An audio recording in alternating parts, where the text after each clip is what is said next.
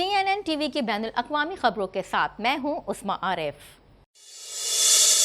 Canadian وزیر اعظم کا کہنا ہے کہ امریکہ کینیڈا کے نقش قدم پر چل رہا ہے، جو کہ ایک اچھی بات ہے۔ کینیڈا پہلے ہی امریکہ سے زیادہ خرچ کر رہا ہے۔ مزید احوال اس رپورٹ میں۔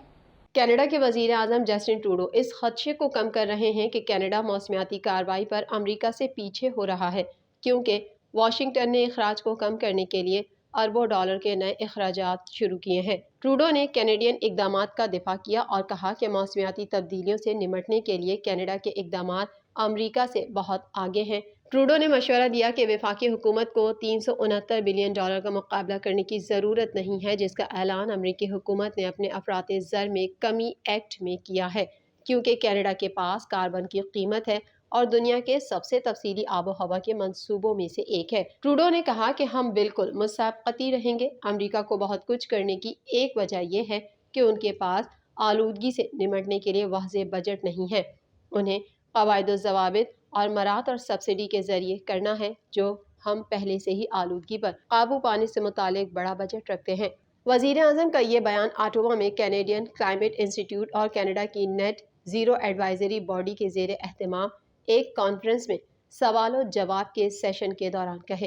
اس سیشن کے دوران ماڈریٹر نے ٹروڈو کو چیلنج کیا کہ وہ وضاحت کریں کہ کینیڈا نے اپنے اخراج کے کسی بھی اہداف کو کیوں پورا نہیں کیا، اور پوچھا کہ کیا کینیڈا آب و ہوا کے عزائم پر امریکہ سے پیچھے ہے۔ ٹروڈو نے کہا کہ امریکہ کینیڈا کے نقش و قدم پر چل رہا ہے، جو کہ ایک اچھی بات ہے، لیکن ہمارے پاس آلودگی کی قیمت کے ساتھ اب بھی فوائد ہیں۔ کینیڈا کے ماحولیات اور موسمیاتی تبدیلی کے وزیر اسٹیون گیلبلوٹ نے کہا کہ جبکہ امریکہ نے موسمیاتی تبدیلیوں کے اثرات سے نمٹنے کے لیے $300 بلین سے زیادہ کا وعدہ کیا ہے، کینیڈا $109 بلین مختص کر رہا ہے۔ یہ رقم اس رقم سے زائد ہے جو امریکہ نے فیکس کی بنیاد پر کیا ہے۔ کینیڈا کے دارالحکومت اوٹاوا کے سبکدوش ہونے والے میئر کا کہنا ہے کہ کینیڈین صوبے انٹیریو کے پریمیئر ڈگ فورڈ نے فریڈم کانوائے مظاہروں کے دوران اپنی ذمہ داریوں سے راہ فرار اختیار کرنے کی کوشش کی۔ دیگر احوال اس رپورٹ میں۔ کینیڈا کے دارالحکومت آٹوا کے سبکدوش ہونے والے میئر کا کہنا ہے کہ کینیڈین صوبے انٹیریو کے پریمیئر ڈگ فورڈ نے فریڈم کانوائے مظاہروں کے دوران اپنے ذمہ داریوں سے راہ فرار اختیار کرنے کی کوشش کی۔ کینیڈا میں فریڈم کانوائے کے احتجاج کو ختم کرنے کے لیے ایمرجنسی ایکٹ کی درخواست پر عوامی سماعتیں جاری ہیں۔ اسی سلسلے میں آٹوا کے سبکدوش ہونے والے میئر جم واٹسن نے 18 اکتوبر کو پبلک آرڈر ایمرجنسی کمیشن کے سامنے گواہی دی۔ قومی انکوائری کے سامنے اپنی پیشی کے دوران واٹسن نے تسلیم کیا کہ احتجاج کے دوران شہر کا کنٹرول ختم ہو گیا تھا اور اسے مظاہروں میں بہت جلد مدد کی ضرورت تھی، اور کہا کہ ان کے خیال میں کوئی سوال نہیں کہ مظاہروں پر حکومتی رد عمل ہر سطح پر ناکامی کا شکار تھا۔ واٹسن کی گواہی نے شہر کے اندرونی سازشوں پر بھی نئی روشنی ڈالی۔ اس کے ساتھ ساتھ آٹوا نے کس طرح اہم صوبائی اور وفاقی کھلاڑیوں کے ساتھ خط و کتابت کی۔ ایک اہم انکشاف واٹسن کی وزیر اعظم جسٹن ٹروڈو کے ساتھ کی گئی گفتگو کے پڑھنے سے ہوا، جس میں انکشاف ہوا کہ ٹروڈو محسوس کرتے تھے کہ انٹیریو کے وزیر اعظم ڈگ فورڈ سیاسی وجوہات کی بنا پر اپنی ذمہ داری سے چھپ رہے ہیں۔ اپنی گواہی کے دوران واٹسن نے کہا کہ ٹروڈو وہ پہلے شخص تھے جن سے انہوں نے مزید مدد کی ضرورت کے بارے میں بات کی تھی، اور یہ 31 جنوری کو مظاہروں کے پہلے ہفتے کے اختتام کے بعد ہوا۔ واٹسن نے کہا، پہلی بار جب میں نے اضافی وسائل کا مطالبہ کیا تھا، اس فون کال پر وزیر اعظم کے ساتھ تھا اور وہ پوری طرح سے سمجھ گئے تھے کہ ہم کس صورتحال میں ہیں۔ وہ اوٹاوا میں رہتا ہے اور وہ اپنے شہر کو درپیش چیلنجز کو خود دیکھ رہا تھا، اس لیے وہ پہلے شخص تھے جس سے میں نے رابطہ کیا۔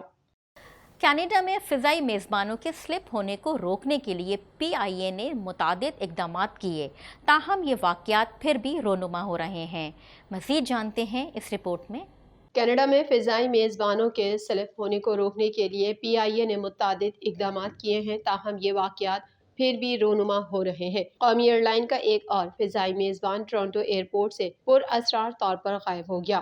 تفصیلات کے مطابق اعجاز علی شاہ اسلام آباد سے کینیڈا کے شہر ٹورنٹو جانے والی PIA کی پرواز PK 781 میں فلائٹ اسٹیورڈ کے طور پر گیا تھا اور 16 اکتوبر کو پرواز PK 782 کے ذریعے واپس اسلام آباد آنا تھا۔ پرواز کی روانگی سے قبل اعجاز علی شاہ ٹورنٹو ایئرپورٹ سے غائب ہو گئے۔ PIA نے واقعے کی تصدیق کر دی ہے۔ ترجمان PIA کے مطابق ٹورنٹو جانے والی پروازوں میں تمام فضائی عملے سے ڈکلیریشن لیا جاتا ہے۔ فضائی میزبانوں کے پاسپورٹ اسٹیشن مینیجر کے پاس جمع کرانا لازمی قرار دیا گیا ہے۔ فضائی میزبان کے ڈیوٹی پر نہ پہنچنے پر کینیڈا کی بارڈر سیکیورٹی فورس کو اطلاع کر دی ہے۔ PIA کے ترجمان کے مطابق فلائٹ اسٹیورڈ اعجاز علی شاہ کے خلاف تحقیقات کی جا رہی ہیں۔ انکوائری مکمل ہوتے ہی ملازمت سے فارغ کر دیا جائے گا۔ گزشتہ 2 برسوں کے دوران PIA کے 7 ملازمین کینیڈا میں سلپ ہوئے۔ غائب ہونے والوں میں 3 خواتین فضائی میزبان بھی شامل ہیں۔ ترجمان PIA کے مطابق ایئر لائن نے 2 سالوں کے دوران کینیڈا میں سلپ ہونے والے 7 ملازمین کو ملازمتوں سے برخاست کیا۔ ان میں 3 خواتین فضائی میزبان بھی شامل ہیں۔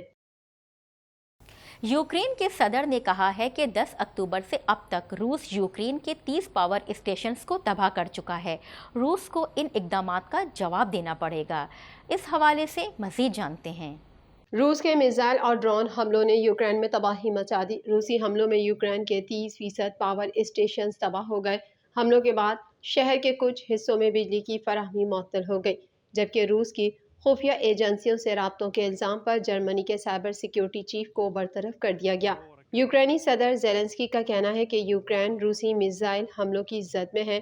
روس نے یوکرینی شہریوں کو دہشت زدہ اور ہلاک کرنے کا سلسلہ جاری رکھا ہوا ہے۔ زیلنسکی نے کہا کہ 10 اکتوبر سے اب تک روس یوکرین کے 30 پاور اسٹیشنز کو تباہ کر چکا ہے۔ روس کو ان اقدامات کا جواب دینا پڑے گا۔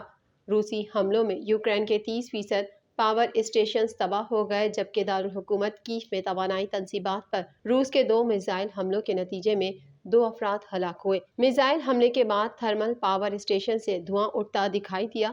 حملوں کے بعد شہر کے کچھ حصوں میں بجلی کی فراہمی معطل ہو گئی ہے۔ دوسری جانب جرمن وزارت داخلہ کی جانب سے جاری بیان میں کہا گیا ہے کہ روس کی خفیہ ایجنسیوں سے رابطوں پر سائبر سیکیورٹی چیف شوئن بوہم کو عہدے سے برطرف کر دیا گیا ہے۔ میڈیا رپورٹس میں کہا گیا تھا کہ جرمنی کے cyber security chief German cyber security council کے ذریعے روس کی سیکیورٹی سروسز کے لیے کام کرنے والے افراد سے رابطے میں تھے۔ جرمنی کی سائبر سیکیورٹی کونسل 2012 میں قائم کی گئی تھی۔ کونسل کمپنیوں، سیاستدانوں اور حکام کو سائبر سیکیورٹی کے معاملے پر مشورے دیتی ہے۔ اوپیک پلس ممالک کی جانب سے تیل کی پیداوار میں کمی کے ممکنہ فیصلے کے بعد امریکہ نے بھی جواب حکمت عملی تیار کر لی۔ اس حوالے سے مزید جانتے ہیں۔ اوپیک پلس ممالک کی جانب سے تیل کی پیداوار میں کمی کے ممکنہ فیصلے کے بعد امریکہ نے بھی جوابی حکمت عملی تیار کر لی، جس کا اعلان صدر جو بائیڈن کی جانب سے رواں ہفتے متوقع ہے، جبکہ فرانس میں پیٹرولیم مصنوعات کی عدم فراہمی کے خلاف ٹرانسپورٹرز سراپا احتجاج ہیں۔ ٹرانسپورٹ یونین نے ملک بھر میں پہیہ جام ہڑتال کا اعلان کر دیا ہے۔ میڈیا رپورٹ میں کہا گیا ہے کہ امریکی حکومت نئی حکمت عملی کے تحت اپنے اہم ذخائر سے تیل فروخت کرنے کا ارادہ رکھتی ہے۔ غیر ملکی خبر رساں ادارے کی رپورٹ کے مطابق ذرائع کا کہنا ہے کہ بائیڈن انتظامیہ اگلے ماہ ہونے والے کانگریسی انتخابات سے قبل تیل کی قیمتوں کو کم کرنے کی حکمت عملی کے تحت یہ اقدام اٹھا سکتی ہے۔ ایندھن کی مذکورہ فروخت کے لیے امریکی حکومت ملک کے سب سے بڑے ذخیرے 180 ملین بیرل میں سے 14 ملین بیرل تیل جاری کرے گی، جس کا اعلان بائیڈن انتظامیہ پہلے کر چکی ہے۔ واضح رہے کہ ایندھن کی قیمتوں میں حالیہ اضافے نے مہنگائی کو کئی دہائیوں کی بلند ترین سطح پر پہنچا دیا ہے، جو امریکی صدر اور ان کے ساتھیوں کے لیے نومبر میں ہونے والے وسط مدتی انتخابات سے پہلے ہی خطرے کا باعث بنی ہوئی ہے۔ دوسری جانب فرانس میں آئل ڈپوز کی ہڑتال کے باعث 3000 کے قریب پیٹرول پمپ بند پڑے ہیں۔ ہڑتال کا یہ سلسلہ گزشتہ 3 ہفتوں سے جاری ہے اور نوبت یہاں تک آ چکی ہے کہ سال 2010 کے بعد پہلی مرتبہ فرانس کو اپنے تیل کے ذخائر استعمال کرنا پڑ رہے ہیں۔ اب تک کے لیے اتنا ہی۔ مزید خبروں اور اپ ڈیٹس کے لیے دیکھتے رہیے TNN TV۔